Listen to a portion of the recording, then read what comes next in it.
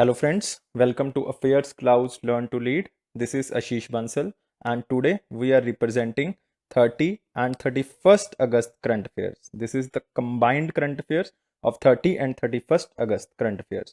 It means हम जो है वो 30 और 31 अगस्त के करंट अफेयर्स को इकट्ठा करेंगे, मतलब संडे और मंडे के करंट अफेयर्स को इकट्ठा करने जा रहे हैं। तो आप देख सकते हो बहुत इंपॉर्टेंट न्यूज़ जो है वो आज हम कवर करेंगे, लेकिन उससे पहले अगर ऐसी ही जो क्वेश्चंस हैं आप हमारी पीडीएफ फॉर्मेट में चाहते हैं और ऐसे ही करंट अफेयर जो है वो पीडीएफ फॉर्मेट में चाहते हैं तो आप हमारे पीडीएफ्स को सब्सक्राइब कर सकते हैं। बहुत ही मिनिमल प्राइस पे जो है वो आपको 1 साल की सब्सक्रिप्शन के साथ मिलेंगे, मतलब उसमें डेली आपको पीडीएफ्स मिलेंगे जिसमें डेली करंट अफेयर्स होंगे और साथ ही साथ उसमें क्वेश्चन एंड आंसर फॉर्मेट भी मिलेगा। वीकली करंट अफेयर्स मिलेंगे आपको अगस्त के हिंदी के करंट अफेयर भी जो है वो मिलेंगे, मतलब हर महीने के आपको हिंदी के करंट अफेयर्स भी मिलेंगे। और अगर आप उस मिनिमल कॉस्ट में 10% एक्स्ट्रा डिस्काउंट चाहते हो तो आप कोड यूज कर सकते हो मेरे नाम से, दैट इज ASH10, मतलब ASH10 के नाम से आप कोड को वहाँ पे कूपन में डालोगे और 10% एक्स्ट्रा डिस्काउंट जो है वो आपको मिल जाएगा। इसी तरह के पीडीएफ्स, इसी तरह के करंट अफेयर, और ये करंट अफेयर्स की गारंटी है हमारी कि कोई भी क्वेश्चन जो है वो करंट अफेयर से अगर आता है वो हमारे नोट से बाहर नहीं हो सकता, ना ही हमारी वीडियो से जो है वो बाहर होगा। तो हम स्टार्ट करते हैं आज के करंट अफेयर्स 30 और 31 अगस्त के पहले क्वेश्चन के साथ। और पहला क्वेश्चन है डिपार्टमेंट ऑफ इकोनॉमिक अफेयर्स, जो कि मिनिस्ट्री ऑफ फाइनेंस के अंडर आता है, in partnership with which organisation launch the sustainable finance collaborative for India. तो पहले तो अपने क्वेश्चन को समझना है कि जो डिपार्टमेंट ऑफ इकोनॉमिक अफेयर्स है, और ये डिपार्टमेंट ऑफ इकोनॉमिक अफेयर्स हमारे पास आता है कहाँ पे, मिनिस्ट्री ऑफ फाइनेंस के पास। और दूसरी इस चीज़ में समझने वाली बात यह है कि किस ऑर्गेनाइजेशन के साथ ये टाई अप जो है वो साइन हुआ है और किस चीज़ के लिए हुआ है, सस्टेनेबल फाइनेंस कोलैबोरेटिव। तो 3 चीज़ें हैं, तो आपको समझना इसमें क्या है कि सस्टेनेबल फाइनेंस कोलैबोरेटिव जो है वो बेसिकली क्या चीज़ है। तो देखो, सस्टेनेबल डेवलपमेंट सबने सुना है कि फ्यूचर जनरेशन के लिए जो हमने चीज़ों को बचा के रखना है, that is the sustainable development. तो सस्टेनेबल फाइनेंस कोलैबोरेटिव क्या है कि ऐसी जगह पे इन्वेस्ट करना है जो कि ग्रीन प्रोजेक्ट्स हों, फ्यूचर के लिए जो है वो अच्छे हों, तो उसको हम क्या कहते हैं, सस्टेनेबल फाइनेंस कोलैबोरेटिव। तो आपने बताना है कि किस ऑर्गेनाइजेशन के साथ ये टाई अप हुआ है। तो आंसर आपको जो है वो पता होना चाहिए, 5 सेकंड के अंदर आप आंसर दोगे। 4 ऑप्शंस आपके सामने है। और एक चीज़ और गाइस, 300 लाइक्स जो है वो हमें चाहिए ताकि हम ग्रो कर सकें और ऐसी ही वीडियोस आपके लिए लेके आते रहें। इवन हम ओनली करंट अफेयर्स के ऊपर नहीं चाहते, हम चाहते हैं कि और भी टॉपिक्स के ऊपर हम ये वीडियोस लेके आएँ, लेकिन आपके सहायता की बहुत ज़्यादा ज़रूरत है और 300 लाइक्स जो है वो हमें चाहिए। तो आंसर बताओगे? हाँ जी, आंसर जो है वो है United Nation Development Programme, UNDP। ये आपके पास आंसर होना चाहिए। और आप देख सकते हो इस पिक्चर के अंदर कि UNDP और मिनिस्ट्री ऑफ फाइनेंस, जिनका डिपार्टमेंट है इकोनॉमिक अफेयर्स का, तो वो इस पैक्ट को साइन कर रहे हैं। क्यों कर रहे हैं? ताकि वो ऐसी जगह पे इन्वेस्ट कर सकें जहां पे ग्रीन फाइनेंस जो है वो जरूरत हो, मतलब हम फ्यूचर जनरेशन को यूज करने के लिए इस तरह से रख दें कोई चीज ताकि वो उससे क्या कर सके, फायदा ले सके। तो इसका एक और भी काम है कि सारे लोगों को इकट्ठा कर दें, लाइक जो भी बड़ी बड़ी ऑर्गेनाइजेशन के एक्सपर्ट्स हैं, बड़ी बड़ी ऑर्गेनाइजेशंस हैं, ताकि वो सारे मिलके जो हैं वो इस तरह का फाइनेंस जो है वो करें। और खास करके इंडिया के लिए तो ये बहुत ही इंपॉर्टेंट है, क्योंकि जिस तरह से हमने सस्टेनेबल डेवलपमेंट गोल के टारगेट्स को अचीव करना है 2030 तक, तो इतने पैसे की हमें ज़रूरत है, इतने लाइक 2.6 ट्रिलियन, मतलब ऑलमोस्ट जो है वो $2.5 ट्रिलियन की जो है वो ज़रूरत है। लेकिन एज सच 2030 तक अगर सस्टेनेबल डेवलपमेंट के गोल अचीव करने हैं तो इस तरह के फाइनेंस की ज़रूरत होगी और अलग अलग इंस्टीट्यूट्स के साथ हमें टाई अप जो है वो करना होगा। SDG गोल्स के बारे में आपको पता होना चाहिए। टोटल 17 गोल्स हैं ये, जिसको हमने अचीव करना है। इवन हर कंट्री ने उसको अचीव करने की कोशिश करनी है और इसका टाइम पीरियड था 2015 से लेके अभी अचीव करना है 2030 तक। मतलब ये 15 ईयर्स के टारगेट जो है वो 17 दिए गए हैं, जिसमें हर सेगमेंट के टारगेट्स हैं, लाइक पॉवर्टी भी है उसमें, एम्प्लॉयमेंट भी है, ग्रीन फाइनेंसिंग भी है, क्लीन एनर्जी भी, हर तरह की चीज़ें हैं उसमें। और यूनाइटेड नेशन डेवलपमेंट प्रोग्राम के बारे में एडमिनिस्ट्रेटर याद रखना आपने, एशिम स्टेनर। और इसमें सबसे इंपॉर्टेंट चीज़ क्या है, हेडक्वार्टर, दैट इज न्यूयॉर्क। बाकी एजेंसीज जो हमने ऑप्शन के अंदर दी हुई हैं उनके भी आप हेडक्वार्टर्स देख सकते हो। IMF का headquarter that is Washington DC, world bank Washington DC, UNDP आपको बता ही चुका हूँ न्यूयॉर्क, WTO जेनेवा स्विट्जरलैंड। और आपने कमेंट बॉक्स में बताना है कि इन चारों ऑर्गेनाइजेशंस के कितने कितने मेंबर हैं, और आप कमेंट बॉक्स में बताओगे।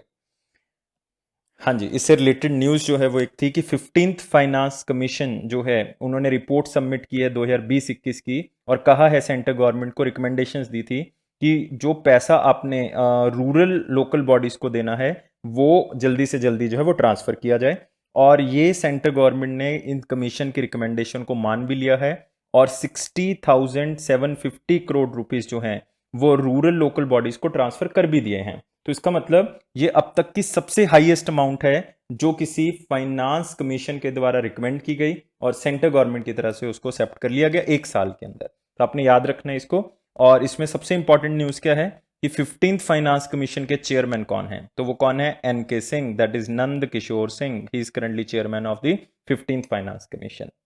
Now moving to next question guys.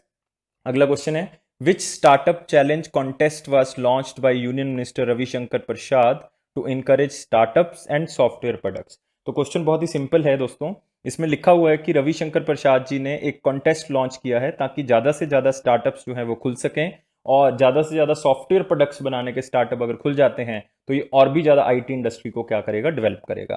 तो आपने मुझे बताना है कि उस कॉन्टेस्ट का और जो स्टार्टअप चैलेंज को और बढ़ाने के लिए जो है वो स्टार्ट किया गया था वो कौन सा चैलेंज है? तो आपके पास 4 ऑप्शंस हैं, फटाफट आंसर आप मुझे बताएंगे क्या होगा।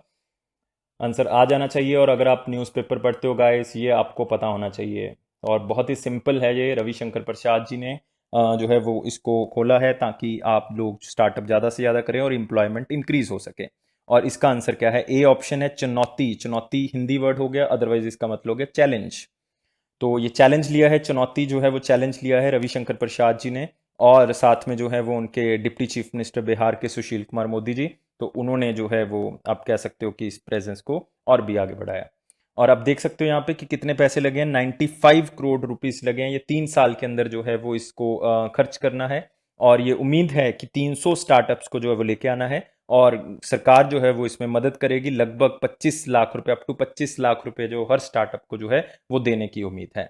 और ऐसा ज़रूरी नहीं है कि सिर्फ जो है वो ये फाइनेंशियली हेल्प दी जाएगी, और भी तरह की हेल्प जो है वो सरकार की तरफ से दी जाएगी। लाइक टेक्नोलॉजी की कोई हेल्प चाहिए, कोई रिसोर्स चाहिए, सरकार की तरफ से हर तरह की मदद जो है वो की जाएगी ताकि ज़्यादा से ज़्यादा एम्प्लॉयमेंट जनरेशन और ज़्यादा से ज़्यादा स्टार्टअप्स जो है वो खोले जा सकें। और इसी से रिलेटेड अगर आप इस पिक्चर में देखोगे एक और है, that is this incubation scheme. ये जो NGIS है, इस इंक्यूबेशन स्कीम के अंदर यही है कि मैक्सिमम टू मैक्सिमम स्टार्टअप जो है वो क्या कर सके, सरकार खोल सके। और मिनिस्ट्री ऑफ इलेक्ट्रॉनिक्स के बारे में आपको पता ही है, अभी मैं बता के हटा हूँ। रविशंकर प्रसाद जी जो हैं वो इसके यूनियन मिनिस्टर हैं। इनकी जो कॉन्स्टिट्यूएंसी है वो याद रखना है, Patna Sahib, Bihar. Minister of state कौन है? संजय धोत्रे। और इसी के अंदर जो रविशंकर प्रसाद जी है उन्होंने एक इंस्टीट्यूट का जो है वो उद्घाटन भी किया। आप कह सकते हो उद्घाटन जो है वो गलत वर्ड हो जाएगा, कि इन्होंने एक फाउंडिंग स्टोन जो है वो वहां पे रखा है ताकि वो बनाया जा सके। तो अगला क्वेश्चन हमने उसी की तरह कवर किया है। In which state the foundation stone of the digital training and skilling centre of the national institute of electronics and information technology laid. तो एक इंस्टीट्यूट बनाया जा रहा है, ट्रेनिंग और स्किल सेंटर बनाया जा रहा है, किसका? National institute of electronics and information technology का। तो आपने बताना है ये भी रविशंकर प्रसाद जी ने जो रखा है इसका फाउंडिंग स्टोन, और आपने बताना है कि कौन सी स्टेट में जो है वो ये रखा है। फटाफट आंसर बताएंगे दोस्तों, आंसर आ जाना चाहिए, बहुत ही सिंपल है। आंसर क्या होगा? मैं हिंट दे चुका हूँ, आप इस फोटो से हिंट ले सकते हो दोस्तों। तो सुशील कुमार मोदी जी कहाँ के डिप्टी चीफ मिनिस्टर? बिहार के। तो इसका मतलब उन्होंने इसलिए प्रेजेंस दी है भाई, उनकी स्टेट में जो है ये इंस्टीट्यूट खोला जा रहा है, बिहार के अंदर इसको खोला जा रहा है ताकि maximum to maximum skill development जो है वो की जा सके। तो ये बहुत ही इंपॉर्टेंट है। इसमें ऑलमोस्ट जो है वो 9 करोड़ रुपए जो है लगेंगे। पैसे आपने याद नहीं रखने कितने लगेंगे, लेकिन 1 एकड़ लैंड जो है वो दी जा रही है गवर्नमेंट ऑफ बिहार की तरफ से ताकि इसमें जो है मैक्सिमम टू मैक्सिमम एंटरप्रेन्योर्स को क्या कर सके हम, स्किल डेवलप के लिए जो है वो प्रोत्साहन दे सकें। और इससे क्या होगा, बहुत से लोग जो है वो आगे बढ़ेंगे। खास करके जो लोगों के पास रोजगार कम है वो स्किल डेवलपमेंट के माध्यम से जो है वो रोजगार को प्राप्त कर सकते हैं। नेक्स्ट न्यूज के ऊपर बढ़ते हैं दोस्तों। अगला क्वेश्चन है, who address the inaugural session of the 2 days world Urdu conference. Now Urdu language, उसके लिए वर्ल्ड कॉन्फ्रेंस जो है हुई है, उसको किसने एड्रेस किया है? तो उर्दू जो है वो लैंग्वेज है, मतलब ये जुड़ी हुई है एजुकेशन के साथ, और आपने आंसर देना है इन 4 ऑप्शन से। मैं आपको हिंट ऑलरेडी दे चुका हूं दोस्तों, और आपने आंसर बताना है विद इन 5 सेकेंड्स। बहुत ही सिंपल है, आपने सिर्फ हमारे एजुकेशन मिनिस्टर को ढूंढ लेना है बस इसमें से, और आंसर आपके पास क्या आ जाएगा? रमेश पोखरियाल, और जिनको जानते हैं हम बहुत ही अच्छे से निशांक जी के नाम से। तो इन्होंने इस वर्ल्ड कॉन्फ्रेंस को जो है वो क्या किया है, एड्रेस किया है। उर्दू का जो एक बहुत ही खास लहजा रहा है, उसके लिए उर्दू को पहचाना जाता है, लेकिन उर्दू लैंग्वेज जो है वो सोशल मीडिया और डिजिटल मीडिया के ट्रेंड में जो है वो कहीं गुम गई है, जिसके कारण जो है वो ज़रूरी है कि इसको हम आगे लेके आ जाएं। और सरकार ने कहा है कि स्पेशल उर्दू राइटर्स और जो भी उर्दू से रिलेटेड लोग हैं उनको अवार्ड जो है वो देने का कार्यक्रम भी हम अगले साल से क्या कर रहे हैं, स्टार्ट कर रहे हैं। तो आप यहाँ पे देख सकते हो पोखरियाल जी यहाँ पे वर्ल्ड उर्दू कॉन्फ्रेंस के बारे में जो है वो बात कर रहे हैं। और national council for promotion of Urdu language जो है वो 27 और 28 अगस्त को जो है वो आयोजित की गई थी। और ये वेबिनार था जिसका नाम ही इस तरह से रखा गया था कि responsibility of Urdu writers in the age of electronic and social media, ताकि इस लैंग्वेज को भी जो है वो आगे लेके आएँ, इस लैंग्वेज को भी जो है वो और आगे बढ़ाएं।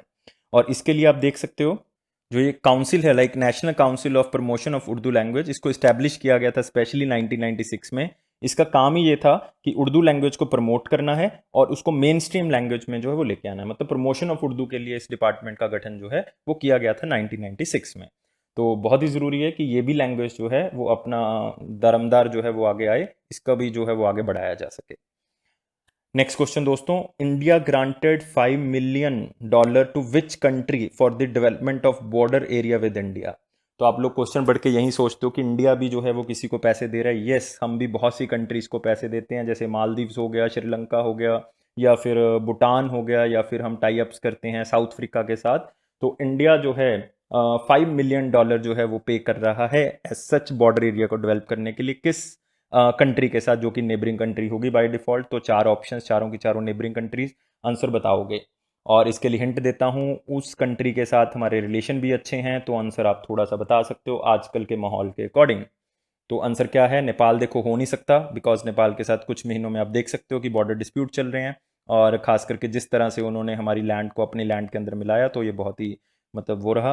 अफगानिस्तान के साथ ऐसा सच रिलेशन हमारे कुछ खास अच्छे नहीं है, लेकिन बांग्लादेश और म्यांमार इज गुड नेबर्स, तो हमारा ये हुआ है म्यांमार के साथ। तो याद रखना है म्यांमार के साथ जो है वो हुआ है।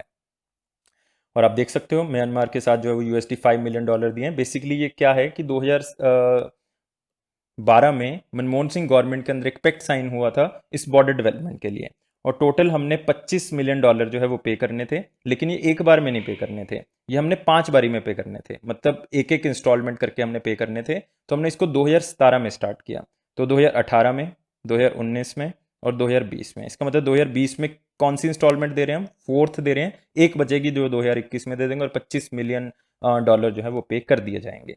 तो आप यहाँ पे देख सकते हो, ये डॉक्टर मनमोहन सिंह जी के साथ प्रोजेक्ट साइन हुआ था 2012 में, $25 मिलियन का ये प्रोजेक्ट था, और हमने 5 इंस्टॉलमेंट, मतलब 5 जो है वो बराबर बराबर की इंस्टॉलमेंट में इसको पे करना था। $5 मिलियन जो है वो ईच देने थे। तो 2017 से स्टार्ट किया, तो इस बार कौन सा था? फोर्थ था। और म्यांमार के बारे में याद रखना है, कैपिटल इज नेपीता, करेंसी इज ब्राह्मीज के आत, और प्रेसिडेंट जो है वो विन इंट हैं। और म्यांमार के अंदर एक बहुत ही फेमस लेडी अंग सैंग सू की, जिनको नोबेल प्राइज भी मिल चुका है। तो आगे आते हैं, लेकिन इससे पहले कि आगे बढ़ें, आपने एक दो चीज़ें इसमें याद रखनी है गाइस। तो म्यांमार जो है वो दोस्तों वो 1600 किलोमीटर के आसपास बाउंड्री जो है वो शेयर करता है।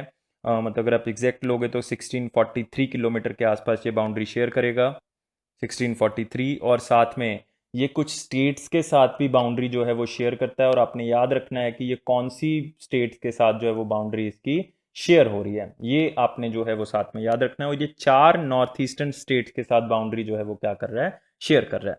कौन कौन सी स्टेट्स के साथ बाउंड्री शेयर हो रही है वो आपने याद रखना है, और वो कौन कौन सी है? अरुणाचल, बिल्कुल ऊपर से आ जाओ नॉर्थ वाली साइड से, अरुणाचल के बाद नीचे आता है नागालैंड, नागालैंड के बाद आपके पास आएगा मणिपुर, मणिपुर के बाद आएगा नीचे मिजोरम। यस, तो इन 4 स्टेट्स के साथ जो है वो बाउंड्री क्या हो रही है? शेयर हो रही है। तो आपने याद रखना है इसको, और इसको म्यांमार से M से ही याद कर लियो कि ऐसे करके, that is MAN, that is the मन। मन से आप याद कर सकते हो, दैट इज किसके साथ टच हो रही है? इसके साथ। और आप कमेंट बॉक्स में बताओगे इंडिया मैक्सिमम बाउंड्री कौन सी कंट्री के साथ शेयर कर रहा है, और मिनिमम बाउंड्री जो है वो कौन सी कंट्री के साथ शेयर कर रहा है। तो ये आपने मुझे कमेंट बॉक्स में बताना है।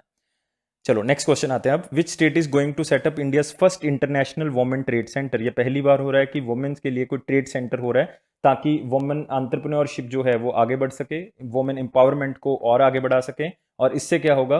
पूरे वर्ल्ड लेवल पे, इवन इंडिया लेवल पे तो होगा ही होगा, वर्ल्ड लेवल पे जो है वुमेन कम्पिटिटिवनेस जो है वो क्या होगी, इंक्रीज होगी। तो आप मुझे बताओगे वो कौन सी स्टेट है, फटाफट आंसर बताओगे, बहुत ही इंपॉर्टेंट है कि कौन सी स्टेट में ऐसा हो रहा है। हाँ जी, 5 सेकंड आपके पास दिए जा रहे हैं, फटाफट आंसर बताओ क्या होगा। रिसेंटली उस स्टेट ने एक स्कीम स्टार्ट की थी कि सारे पुअर्स को हम फाइबर नेटवर्क के साथ जोड़ेंगे, और वो पहली स्टेट है जिसने इंटरनेट को फंडामेंटल राइट बनाया है गाइस। तो आंसर तो अब आ जाना चाहिए, मैंने कल भी आपको करवाया था। तो आंसर क्या है इसका, केरला। यस, केरला जो है वो पहला वुमेन ट्रेड सेंटर जो है वो क्या कर रहा है, ओपन कर रहा है, अगर आप देखोगे यहाँ पे। और क्यों किया जा रहा है, इसकी हेल्प जो है वो बेसिकली सस्टेनेबल डेवलपमेंट गोल्स के थ्रू की जाएगी। यूनाइटेड नेशंस का टारगेट है कि वुमेन और जो मेन हैं उनका इक्वालिटी का स्टेटस बढ़ाना है। तो ये कहाँ पे खोला जा रहा है, अंगमैली में खोला जा रहा है, कोच्चि केरला के अंदर। तो चाहे कोच्चि आएगा ऑप्शन में, अगर आप स्पेशली तैयारी कर रहे हो केरला स्टेट एग्जाम के लिए, तो आंसर आपने याद रखना है, अंगमैली में खोला जाएगा। और जो इंटरनेशनल वुमेन ट्रेड सेंटर है ये एक फैसिलिटेटर होगा, ताकि वुमेन जो है वो अपने आप को वहाँ पे जो है अपने वेंचर्स को लॉन्च कर सके, ताकि वुमेन एंटरप्रेन्योरशिप जो है वो इंक्रीज हो सके। और साथ में कम्पिटिटिवनेस जो है वो वुमेन के जो अंदर है वो तो मार्केट अपॉर्चुनिटीज के साथ जो है वो आएगी ही आएगी। Now recent related news regarding Kerala, Kerala के जो चीफ मिनिस्टर हैं पिनराई विजयन, उन्होंने के रेरा नाम से जो है वो एक रियल स्टेट लॉन्च किया है portal, that is the Kerala real estate regulatory authority. मतलब ऑनलाइन ही रजिस्ट्री अब हो सकती है, अपने आप मकान की करवा सकते हो, और साथ ही साथ जो है वो ऑनलाइन ही कोई भी आप रिलेटेड टू प्रॉपर्टी जो है वो मैटर वहाँ पे देख सकते हो। तो इससे क्या होगा, लोगों में ट्रांसपेरेंसी बढ़ेगी, और साथ ही साथ जो है अगर ट्रांसपेरेंसी गवर्नमेंट के थ्रू बढ़ेगी तो इसका मतलब विश्वास जो है वो डेमोक्रेसी में बढ़ेगा। और दूसरा, केरला के चीफ मिनिस्टर जो हैं उन्होंने एक लॉन्च किया था योद्धा नाम से, योद्धा मतलब वॉरियर, मोबाइल ऐप लॉन्च की थी उन्होंने कोच्चि केरला के अंदर, ताकि पब्लिक जो है वो इन्फॉर्म कर सकती है पुलिस को इस ऐप के थ्रू कि कहाँ पे ड्रग ट्रेडिंग हो रही है, कहाँ पे ड्रग अब्यूज हो रहा है, कहाँ पे इसकी डिस्ट्रीब्यूशन हो रही है। मतलब ड्रग को खत्म करने के, ड्रग फ्री इंडिया के बेसिस पे इसको जो है वो लॉन्च किया गया है। तो आप याद रखोगे इस बात को। नाउ केरला के अंदर बहुत ही इंपॉर्टेंट नेशनल पार्क्स गाइस, बताओगे मुझे कौन कौन से। तो बहुत ही फेमस फेमस हैं, इरेविकुलम नेशनल पार्क है, यस इरेविकुलम है नेशनल पार्क। और बहुत ही famous silent valley national park, ये silent valley national park. Periyar national park है, इडुक्की एरिया में आपको मिल जाएगा पेरियार नेशनल पार्क। और साथ ही साथ जो है वो बहुत ही इंपॉर्टेंट नेशनल पार्क्स हैं, ये याद रखोगे आप इसको। अगर किसी को कोई और पता है तो वो कमेंट बॉक्स में जरूर कमेंट करे। हाँ जी, नेक्स्ट क्वेश्चन है, India and which country carried out a review of their defence ties at a virtual meet of the 14th defence policy dialogue. Now guys, this is the defence policy dialogue. इसका मतलब defence ties को मजबूत करने के लिए India और इस country ने इस डायलॉग के ऊपर जो है वो मीटिंग की है। और साथ ही साथ कल को कोई और ह्यूमन डिजास्टर आता है, ह्यूमैनिटेरियन क्राइसिस आता है, किसी भी तरह कोई कोई आपदा है, तो उसमें वो दोनों कंट्रीज क्या कर सकती हैं, एक दूसरे की हेल्प कर सकती हैं। तो आपने मुझे बताना है वो कंट्री कौन सी है जिसके साथ ये डिफेंस पॉलिसी डायलॉग के ऊपर चर्चा जो है वो हुई है। तो हाँ जी, आंसर क्या होगा इसका, आंसर आपको पता होना चाहिए, और आंसर क्या है इसका, सिंगापुर। यस, आंसर क्या है, सिंगापुर के साथ हम ये जो है वो डिफेंस डायलॉग जो है वो साइन किया हमने। तो इसके अंदर जो है वो हम डिफेंस टाइज को बढ़ाएंगे, ताकि कल को कोई भी प्रॉब्लम आती है तो एक दूसरे की हेल्प जो है वो की जा सके। तो डिफेंस और सिक्योरिटी दोनों ही इससे क्या होंगी, मजबूत होंगी। और कल को कोई ह्यूमैनिटेरियन क्राइसिस आता है या डिजास्टर कोई होता है तो भी हम जो है वो दूसरी कंट्रीज की हेल्प जो है वो कर सकते हैं। सिंगापुर के प्राइम मिनिस्टर आप याद रखोगे, Lee Hsien Loong, Lee Hsien Loong. And currency Singapore dollar.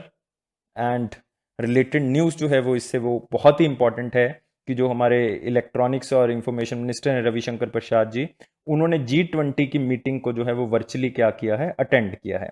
G20 की वर्चुअली मीटिंग को अटेंड किया है। और आपने याद रखना है कि इस बार की G20 की जो प्रेसिडेंसी है वो किसके पास है, सऊदी अरबिया। याद रखना है, एशियान की किसके पास है, एशियान की वियतनाम के पास है। एशियन की किसके पास है, वियतनाम के पास। और यहां पे जो है वो G20 की किसके पास है, सऊदी अरबिया के पास। और आपने मुझे बताना है, G20 से काफी लोग समझते हैं कि 20 कंट्रीज हैं इसमें, नहीं गाइस 20 कंट्री नहीं है इसमें। कितनी कंट्रीज है, 19 है। एक ऑर्गेनाइजेशन है इसका हिस्सा, तो टोटल 20 है।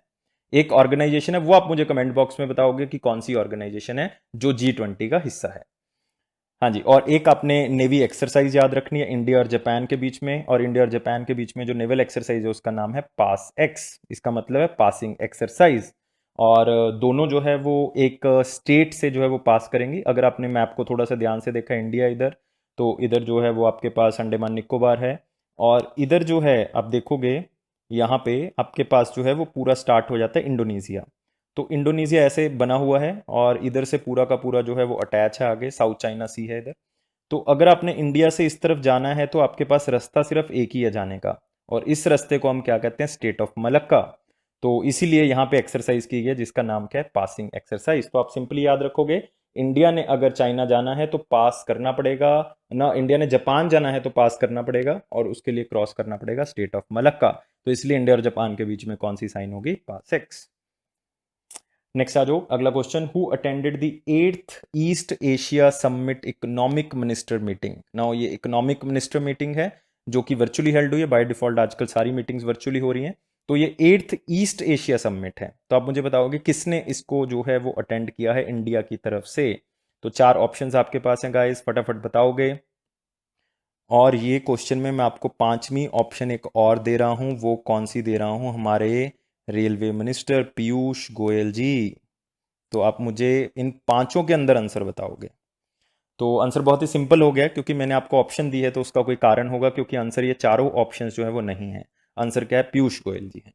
यस गाइस, याद रखना है पीयूष गोयल जी है इसका आंसर। तो पीयूष गोयल जी ने इसको वर्चुअली जो है वो क्या किया है, अटेंड किया है इस मीटिंग को।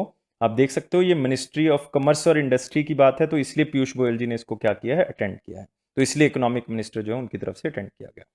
तो मीटिंग जो है वो वियतनाम की तरफ से चेयर की गई है। तो बेसिकली इसमें एशियन कंट्रीज के सारे इकोनॉमिक मिनिस्टर्स वो अटेंड करेंगे, प्लस कुछ कंट्रीज के और, जैसे हम कह सकते हैं साउथ कोरिया है, इंडिया है, ऑस्ट्रेलिया है, यूएसए, रशिया है। तो इन कंट्रीज ने भी जो साथ में क्या किया, इसको अटेंड किया है। उसके पीछे कारण है, उसके पीछे कारण क्या है कि एक तो सप्लाई चेन बनी रहे इन कंट्रीज के साथ, मतलब जो भी ट्रेड कर रहे हैं उसमें सप्लाई चेन जो है वो बनी रहे, और साथ ही साथ मार्केट स्टेबिलिटी एक रहे, ताकि कोई भी प्रॉब्लम जो है वो किसी भी तरह की जो है वो उसके अंदर ना आए। और सारे मिनिस्टर्स ने ये एक डिसीजन लिया है कि एशियन कंट्रीज जो हैं या उसके साथ जो कंट्रीज हैं वो मिलके एक कोविड-19 रिस्पॉन्स फंड बनाएंगे। और उस रिस्पॉन्स फंड का यही मकसद होगा कि जो भी डिजास्टर हुआ है इस पैंडेमिक के थ्रू, उसको हम इस फंड के थ्रू जो है वो क्या कर सकें, किसी तरह से कंट्रोल कर सकें। और साथ ही Asian regional reserve of medical supplies, ताकि मेडिकल सप्लाईज को किसी तरह से ये कंट्रीज रिजर्व करके रखें, ताकि फ्यूचर में अगर जरूरत पड़ती है तो हम एक दूसरे की क्या कर सकते हैं, हेल्प कर सकते हैं। तो अगर आप देखोगे कोविड-19 को किस तरह से जो है टैकल करने की कोशिश जो है वो की जा रही है अलग अलग प्लेटफॉर्म के ऊपर। रिसेंट रिलेटेड न्यूज थी, इससे क्या थी, मैंने पहले ही बताया था कि वियतनाम एशियन की मीटिंग को चेयर कर रहा है। 2020 में चेयरमैन कौन है, वियतनाम है। G20 का कौन था, अभी बताया था मैंने, वो कौन था, that is Saudi Arabia. Yes. तो 36th association of south east nation जो समिट है वो बेसिकली उसका थीम क्या था ये आपने याद रखना है, कोहेसिव एंड रिस्पॉन्सिव एशियन। जो भी इस साल स्टेट पीएससी होंगे उसमें क्वेश्चन आने की संभावना जो है वो क्या है, ज्यादा है।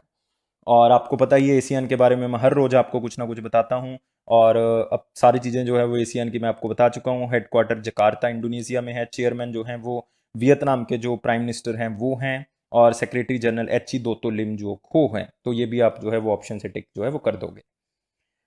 Now next question, what is the rank of India in global ranking of monthly average wages index. एक अलग से तरह का इंडेक्स था कि एवरेज मंथली वेज जो है वो क्या आता है पूरे इंडिया का, तो उसके बेस पे इंडिया का रैंक क्या है। ये 106 कंट्रीज में से गाइस रैंक आया है, तो आपने बताना है इंडिया का रैंक कौन सा है।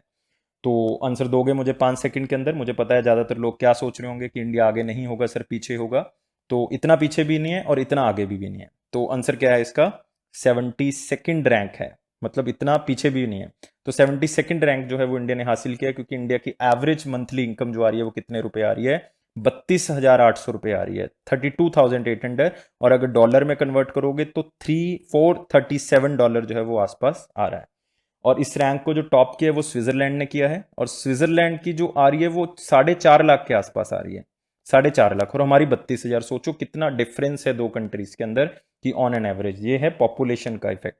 और ये ग्लोबल रैंकिंग लॉन्च किसने की है, Peabody.com ने जो है इसको लॉन्च किया है। 72 rank, 106 countries, topped by Switzerland and Cuba is the least. Almost जो है वो 2200 रुपये, 2200 रुपीज के आसपास जो है इनकी आ रही है। लेकिन इसमें एक पॉइंट है कि एशियन कंट्रीज में, जो कि 16 कंट्रीज को इसमें लिया गया है एशियन कंट्रीज में से, उसमें इंडिया का रैंक जो है वो क्या है, 10th नंबर पे है। इसमें सिंगापुर जो है वो पहले पे एशियन कंट्रीज में। तो एक दो पॉइंट्स मैंने आपको बहुत ही इंपॉर्टेंट बता दिए, और साथ में एक दो चीज़ें आपने और याद रखनी है कि एक ग्लोबल फॉरेस्ट रिसोर्स असेसमेंट की गई थी, किसके द्वारा? एफएओ के द्वारा, जो कि यूनाइटेड नेशन की एक ऑर्गेनाइजेशन है। तो उन्होंने फॉरेस्ट रिसोर्सेज को असेस किया, तो ये पता लगा कि इंडिया जो है वो उन टॉप 10 कंट्रीज में आता है जिन्होंने फॉरेस्ट एरिया को गेन किया है। चाहे वो 0.3% ही गेन किया, मतलब हमने 0.38% के आसपास गेन किया है, लेकिन गेन किया है, तो इसलिए इंडिया का रैंक जो है इसमें क्या आता है? थर्ड आता है। तो हमने जो है वो गेन किया, तो ये पॉजिटिव न्यूज़ है इंडिया के बिहाफ पे।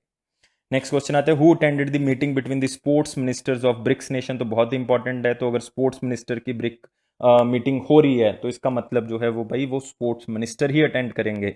और आंसर तो बहुत ही सिंपल हो गया, तो आंसर क्या होगा? Shri Kiran Rijiju, minister of state हैं, इंडिपेंडेंट चार्ज है स्पोर्ट्स का, तो इन्होंने इस मीटिंग को अटेंड किया, आप यहाँ पे देख सकते हो। और इस न्यूज़ से 101% जो है वो क्वेश्चन आने वाला है दोस्तों, क्योंकि इसमें दो तीन चीज़ें बहुत ही इंपॉर्टेंट मैं आपको बताने वाला हूँ।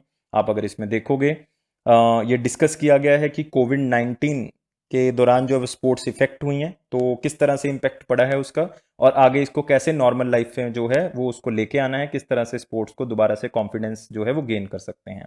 और इसमें यह कहा गया है कि इंडिया में host the BRICS games in 2021। Yes guys, this is very important कि ब्रिक्स नेशन की जो गेम्स होनी है 2021 में, वो इंडिया होस्ट कर सकता है। अभी ये फुल एंड फाइनल नहीं है, लेकिन इंडिया कर सकता है। ये कहा है किरण रिजिजू ने कि खेलो इंडिया गेम्स जो 2021 की होंगी, 2021 की जो खेलो इंडिया गेम्स होंगी, उसमें इंडिया जो है वो ब्रिक्स को क्या कर सकता है? इंक्लूड कर सकता है, मतलब इंटीग्रेशन हो सकती है, मतलब कंबाइन हो सकती हैं।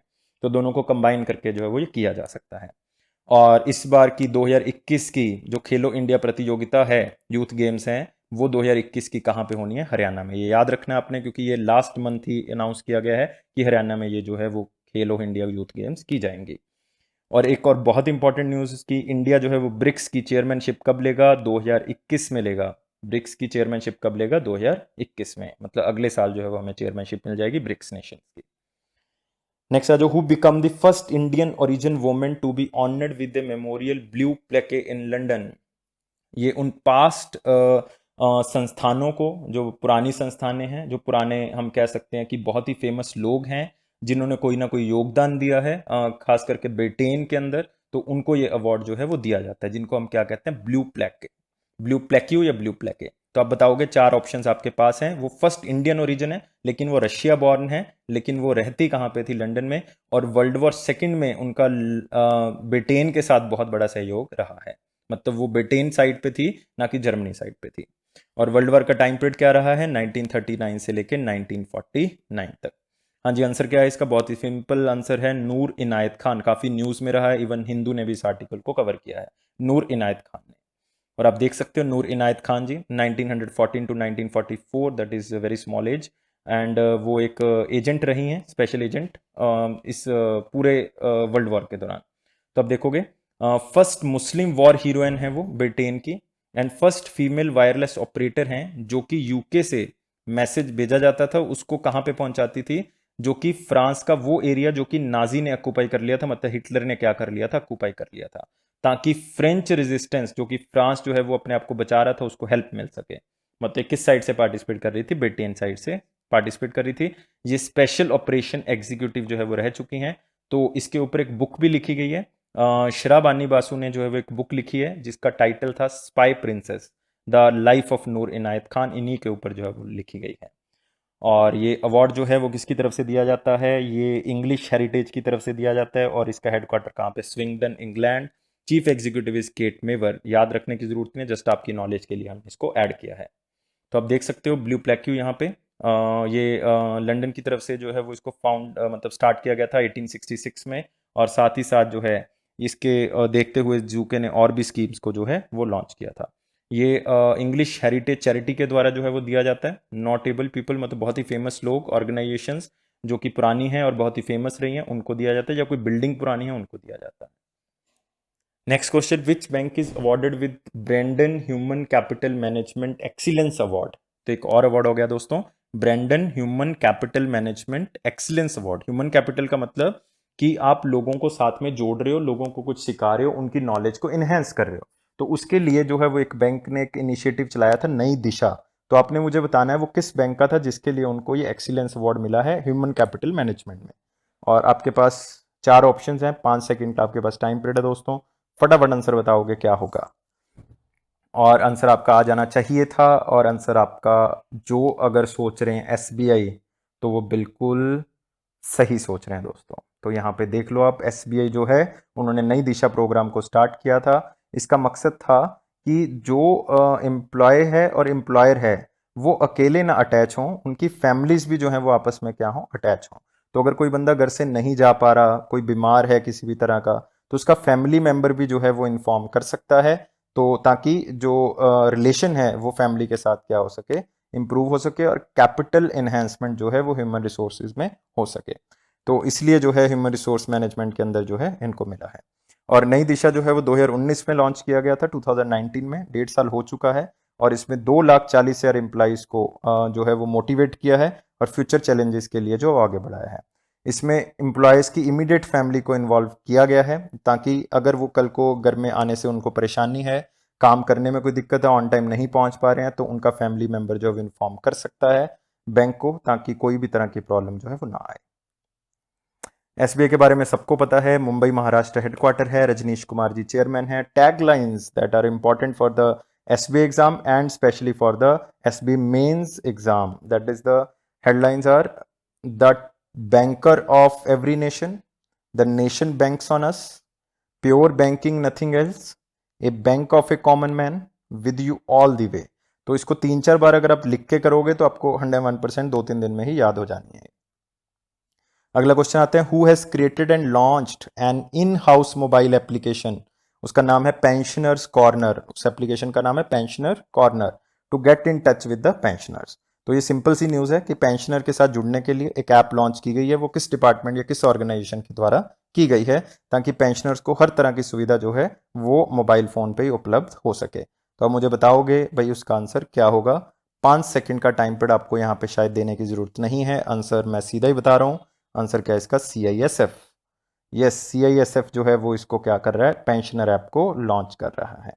तो इसके थ्रू क्या होगा, ये बेसिकली पेंशनर्स को साथ जोड़ने की बात हो रही है। और ये इनिशिएटिव है ई कार्यालय का, जो कि ऑनलाइन ही एप्स लॉन्च करने का, इलेक्ट्रॉनिक से ऐप लॉन्च करने का कोविड-19 के अंदर एक कार्यक्रम है, जिसके अंदर अलग अलग तरह की ऐप्स को लॉन्च किया जा रहा है। तो इसमें क्या होगा, एक SMS सर्विस है, ताकि इनविटेशन जो है वो दिया जा सके, ताकि जो भी CISF यूनिट आसपास होगा तो उसके साथ जो है वो संपर्क रखा जाए। तो उसके लिए जो है वो इसको यूज किया जा रहा है।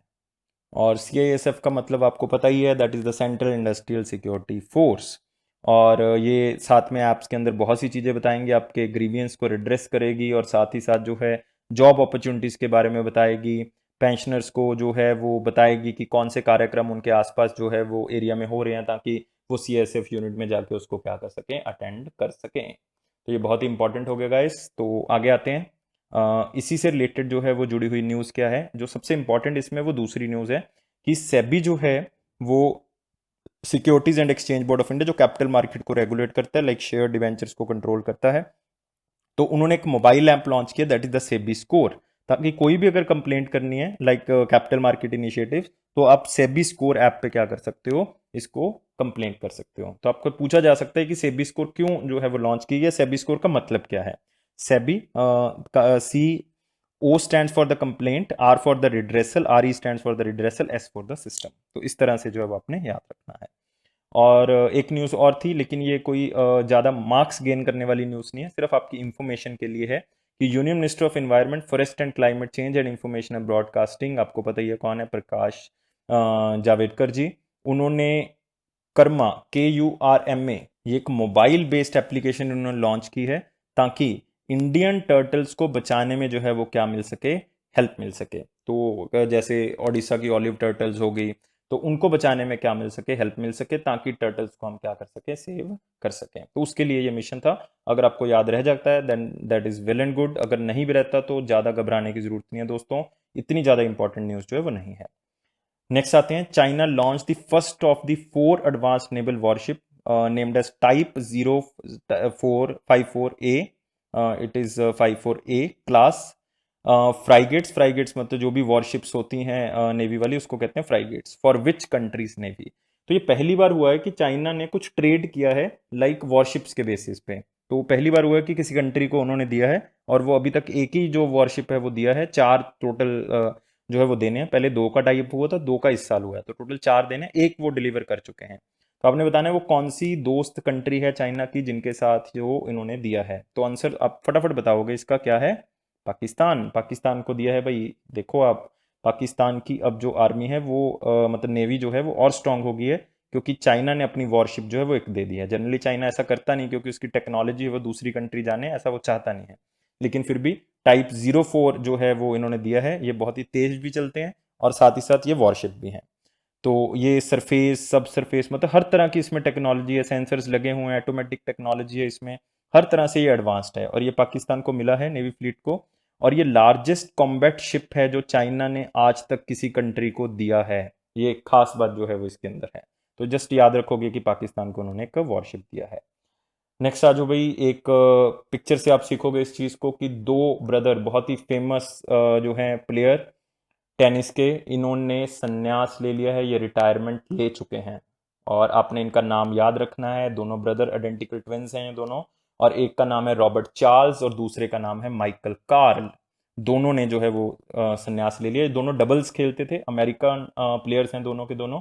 और इन्होंने एक साथ जो है वो रिटायरमेंट जो है वो ले ली है। तो आपने सिर्फ इतना भी याद रखना है कि कहाँ से जो है वो बिलोंग करते हैं। अमेरिका से बिलोंग करते हैं। नाम है इनका बॉब एंड माइक। अगर शॉर्ट में लोगे तो बॉब एंड माइक के नाम से जो है वो फेमस है। नाउ नेक्स्ट न्यूज़ के ऊपर आते हैं दोस्तों। ये भी आप पिक्चर से देखोगे। कांग्रेस के जो मेंबर ऑफ पार्लियामेंट हैं एच वसंता कुमार, उनका देहांत हो गया है। तो ये ओबिचरी से न्यूज़ है कि उनका जो है वो क्या हो गया, देहांत हो गया। और ये वसंत एंड कंपनी, जो कि एक वसंत टीवी चैनल है, तमिल चैनल, उनके आप कह सकते हो मैनेजिंग डायरेक्टर भी जो हैं, तो इनका देहांत हो गया। और इसमें खास बात ये क्यों है कि मतलब क्यों न्यूज़ को कवर कर रहे हैं, क्योंकि ये तमिलनाडु के ऐसे पहले मेंबर ऑफ पार्लियामेंट हैं जिनकी कोविड के कारण जो है वो डेथ हुई है, कोरोना के कारण जो है वो डेथ हुई है। तो इस बात को जो है वो आप क्या रखोगे, याद रखोगे।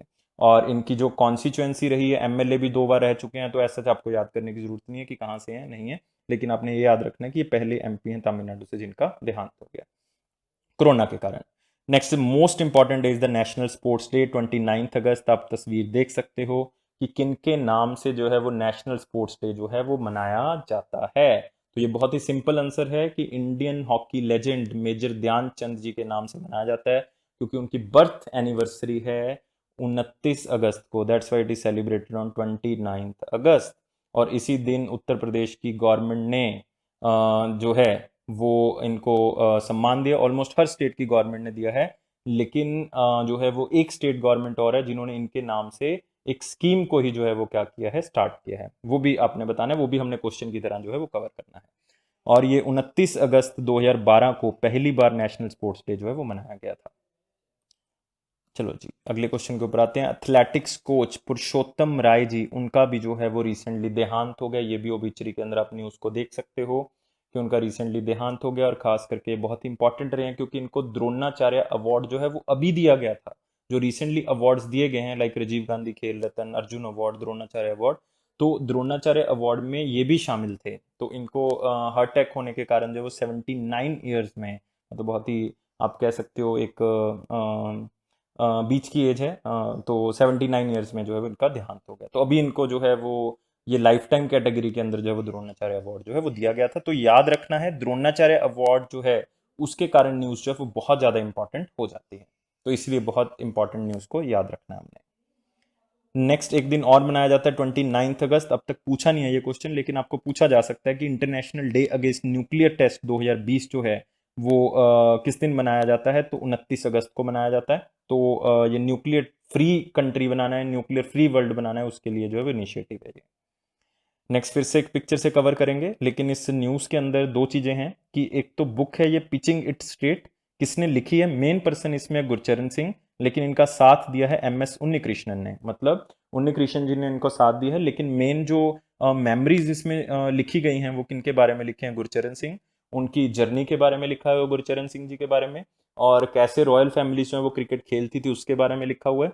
और 1947 में जो उनकी पार्टीशन हुई थी इंडिया और पाकिस्तान की, तो उसमें गुरचरण सिंह जी के साथ लाइफ में क्या इंसिडेंट्स हुए थे उसके बारे में जो है वो लिखा हुआ है। तो इसलिए जो है वो इंपॉर्टेंट है। तो आपने याद रखना है पिच एट स्टेट जो है वो किसकी मेमोरीज के साथ रिलेटेड है, तो वो रिलेटेड है गुरचरण सिंह जी के साथ। नेक्स्ट अगला क्वेश्चन मैंने बताया था कि ये लास्ट क्वेश्चन है और इसमें क्वेश्चन है कि मेजर ध्यानचंद विजय पथ योजना, विजय पथ मतलब ये किससे रिलेटेड है, सड़क से रिलेटेड है। तो मेजर ध्यानचंद विजय पथ योजना जो वो कौन सी स्टेट ने लॉन्च की है, तो आप बताओगे क्या आंसर होगा इसका। चार ऑप्शंस आपके पास, हाँ जी फटाफट आंसर है, बताओगे बताओगे क्या आंसर होगा। और मैं आपको हिंट दे चुका हूँ पहले और आंसर बता चुका हूँ आपको, आंसर क्या है, उत्तर प्रदेश। आप देख सकते हो यहाँ पे उत्तर प्रदेश के जो हमारे पास डिप्टी चीफ मिनिस्टर हैं मौर्य जी, उन्होंने जो है वो इसको क्या किया है, स्टार्ट किया है। इसमें क्या होगा कि 19 इंटरनेशनल प्लेयर्स को चुना गया है ताकि वो अपने घर के साथ जो है वो रोड कनेक्टिविटीज को कनेक्ट करें। इवन स्टेट गवर्नमेंट जो है वो इसमें हिस्सा देगी कि इन रोड कनेक्टिविटीज की जाए और उस रोड का नाम जो है वो रखा जाएगा मिनिस्टर चेतन चौहान जी के नाम पे, जो कि एक फॉर्मर क्रिकेटर भी हैं। और इनको इंटरनेशनल प्लेयर्स को और भी चुना जाएगा, पहले 19 को कवर किया जाएगा, फिर अलग अलग प्लेयर्स को और भी चुना जाएगा, इस लिस्ट के अंदर ऐड किया जाएगा। तो याद रखना है नाम क्या है इसका, मुख्यमंत्री, that is the major Dhyanchand Vijay Path Yojana. इसके आगे मुख्यमंत्री भी जो है वो लगा होता है, मेजर ध्यानचंद विजय पथ योजना। याद रखोगे, ध्यानचंद जी के नाम से याद रखोगे कि स्पोर्ट्स डे से रिलेटेड है और स्पोर्ट्स की पर्सनैलिटीज को इंक्लूड किया गया है। जैसे इसमें आप ले सकते हो नाम भुवनेश्वर कुमार का, ठीक है, इसमें आप प्रवीण कुमार का नाम ले सकते हो। तो इनके साथ रोड्स को क्या करना है, कनेक्ट करना है। तो मेरे ख्याल से सारी न्यूज़ आपको समझ आ गई होंगी, अच्छे से आपने कर लिया होगा। लेकिन गाइस एक हेल्प आपसे चाहिए कि आपने 300 लाइक्स जरूर करने हैं, क्योंकि 300 लाइक्स जो हमें ग्रो करने में हेल्प मिलेगा और तरह के बहुत ही अच्छे कंटेंट आपके लिए लेके आ सकते हैं अलग अलग टॉपिक्स के ऊपर। इवन हम अलग अलग आर्टिकल्स को भी जो है वो क्या कर सकते हैं, ऐड कर सकते हैं।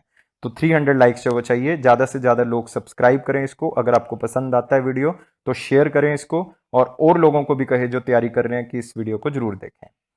तो आई होप कि आपको सारी न्यूज़ क्लियर होगी होंगी। टेक केयर और ध्यान रखिए आप सब।